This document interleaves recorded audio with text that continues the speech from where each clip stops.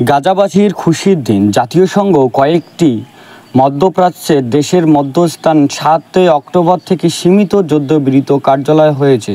আংশিক যুদ্ধবিরতি ঘোষণা হয়েছে, তবে এটি সম্পূর্ণ শান্তি চুক্তি নয়, বরং মানবিক সহায়তার প্রবেশের জন্য অস্থায়ী বিরতি। যুদ্ধবিরতির মেয়াদ কয়েকদিন 1 সপ্তাহ পর্যন্ত নবায়ন করা হচ্ছে পর্যায়ক্রমে। ইসরায়েলি সেনা হামাজের মধ্যে স্ফটিক সংঘর্ষ চলছে। কিছু এলাকায় গোলাবর্ষণ বন্ধ হলেও দক্ষিণ গাজা ও খান ইউনিসের কাছে এখনও বিচ্ছিন্ন সংঘর্ষের খবর আসছে। ড্রোন হামলা ও প্রতিরক্ষা ব্যবস্থা সক্রিয় রয়েছে। মানবিক সহায়তার প্রবেশ শুরু হয়েছে, কিন্তু সীমিতভাবে।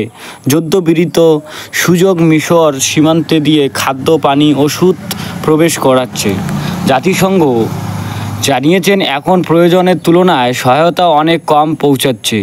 সূত্র, গাজা বাসিন্দার জন্য এখনও ঝুঁকি রয়ে গেছে।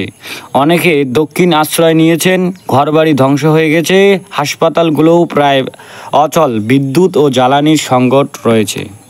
যুদ্ধবিরতির ঘোষণা। ইসরায়েলের এবং হামাসের মধ্যে একটি প্রথম ধাপের যুদ্ধবিরতি কার্যকর হয়েছে। এই চুক্তিতে রয়েছে বন্দির মুক্তি, মানবিক সহায়তা প্রবাহ বাড়ানোর এবং কিছু অঞ্চলের ইসরায়েলের সৈন্যদের প্রত্যাহার।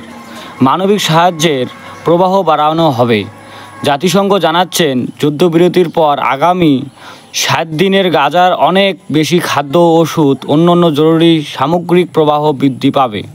প্রায় 2.1 মিলিয়ন মানুষ খাদ্য সহায়তার আয়াতে আসবে এবং পুষ্টি সমর্থন দেওয়া হবে প্রায় 5 লক্ষ জনকে। বন্দীদের মুক্তি দেওয়া হবে।